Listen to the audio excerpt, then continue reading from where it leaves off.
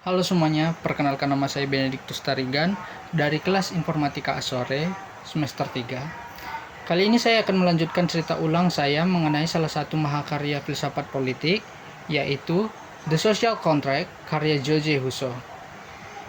Pada tahap 1, saya sudah membahas fondasi utamanya, yaitu manusia dilahirkan bebas, pentingnya kontrak sosial, dan perbedaan krusial antara kehendak umum dan kehendak semua. Kini kita akan masuk ke bagian paling praktis dan menantang dari buku ini. Mulai dari halaman 61 hingga selesai, di mana Husserl menjelaskan bagaimana kehendak umum diterjemahkan menjadi hukum, bagaimana pemerintahan bekerja, dan bagaimana sebuah negara dapat mempertahankan kedaulatannya dari kehancuran. Langsung saja masuk ke isi ceritanya. Dimulai dari halaman 61, Husserl membahas secara mendalam peran hukum dan legislator. Bagi Husserl, hukum adalah registrasi atau perwujudan resmi dari kehendak umum. Hukum harus bersifat umum, ia harus berlaku untuk semua warga negara dan tidak boleh ditunjukkan kepada individu ataupun tindakan spesifik. Untuk menetapkan hukum fundamental ini, Husserl menunjukkan sosok istimewa yang ia sebut sebagai legislator atau pemberi hukum. Legislator adalah seorang jenius yang memiliki wawasan luar biasa tentang masyarakat. Tugasnya sangat berat. Ia harus mengubah sifat manusia, membawa individu yang egois untuk melihat dirinya sendiri sebagai bagian dari keseluruhan masyarakat. Yang menariknya, meskipun legislator ini merancang konstitusi, ia tidak memiliki kekuasaan kedaulatan ataupun eksekutif. Ia hanya menawarkan hukum, dan rakyat sang kedaulatanlah yang menyetujui dan menolaknya. Selanjutnya, Husserl membuat perbedaan fundamental antara kedaulatan dan pemerintahan. Kedaulatan adalah rakyat itu sendiri, atau tubuh kolektif yang mengekspresikan kehendak umum. Kedaulatan membuat hukum, kedaulatan tidak dapat dipindah tangankan atau tidak dapat dibagi. Pemerintahan hanyalah pelayan, agen atau eksekutor yang ditunjuk oleh kedaulatan. Untuk menetapkan hukum, ia adalah perantara antara warga negara dan juga kedaulatan. Husserl kemudian menganalisis bentuk-bentuk pemerintahan. Yang pertama, ada demokrasi. Ketika kedaulatan menunjukkan seluruh atau sebagian besar rakyat sebagai pelaksana, pemerintah Husserl menyatakan bahwa ini adalah bentuk yang ideal namun paling tidak praktis di dunia nyata. Ia mengatakan pemerintahan yang begitu sempurna tidak cocok untuk manusia karena menuntut terlalu banyak kebaikan sipil dan terlalu rentan terhadap konflik sipil. Kedua, aristokrasi. Ketika kekuasaan eksekutif berada di tangan sekelompok kecil orang atau aristokrat, Husserl sangat menyukai bentuk aristokrat elektif, di mana yang terbaik dan bijaksana dipilih untuk memerintah. Sebagai bentuk pemerintahan yang paling efisien dan stabil dan bagi warga negara. Ketiga, monarki. Ketika kekuasaan eksekutif diserahkan kepada satu individu atau raja, Husserl mengkritik monarki karena seringkali mementingkan kehendak pribadinya daripada kehendak umum, sehingga rentan terhadap tirani. Husserl juga membahas bagaimana negara dapat dipertahankan. Ia menekankan bahwa kedaulatan rakyat harus dihidupkan melalui pertemuan politik atau periodik yang wajib. Dalam pertemuan ini, rakyat harus memberikan suara pada dua pertanyaan penting.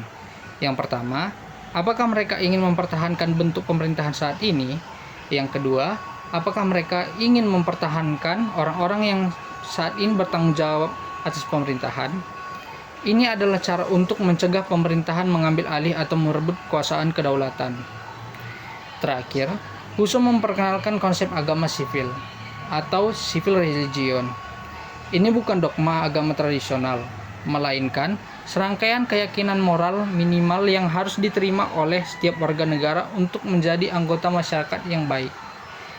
Keyakinan ini mencakup keberadaan Tuhan, kehidupan setelah kematian, kebahagiaan yang adil, dan hukum bagi yang jahat, serta terutama kesucian kontrak sosial dan hukum.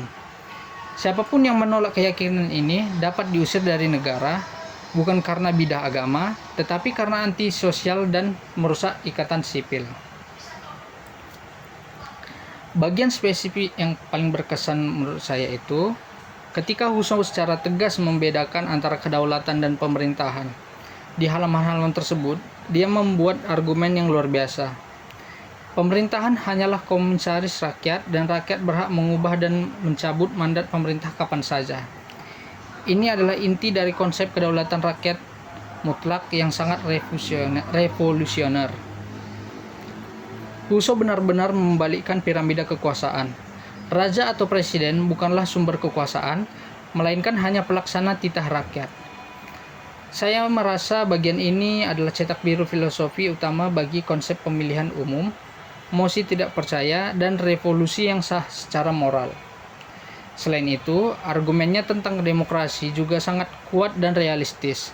Ketika ia menyatakan bahwa jika ada orang dewa, mereka akan memerintahkan secara demokratis, pemerintahan yang begitu sempurna tidak cocok untuk manusia. Kutipan ini menunjukkan bahwa meskipun ia adalah seorang idealis kebebasan, ia sangat sadar bahwa keterbatasan praktis manusia dan sifat-sifat politik yang korup. Kesan dan pembelajaran yang saya dapat setelah membaca buku ini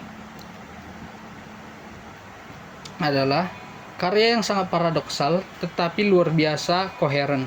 Husserl berhasil menjembatani idealisme kebebasan alamiah dengan tuntutan yang bermasyarakat. Ia menunjukkan bahwa kebebasan sejati hanya dapat ditemukan dalam kepatuhan terhadap hukum yang kita buat sendiri.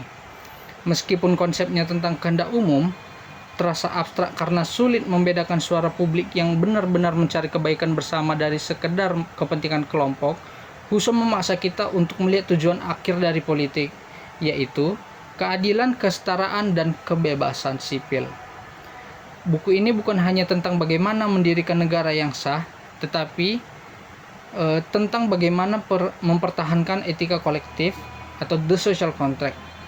The social contract adalah bagian panggilan abadi bagi setiap warga negara untuk tetap waspada, berpartisipasi, dan memastikan bahwa wakil-wakil mereka atau pemerintah tidak pernah melupakan siapa kedaulatan yang sejati.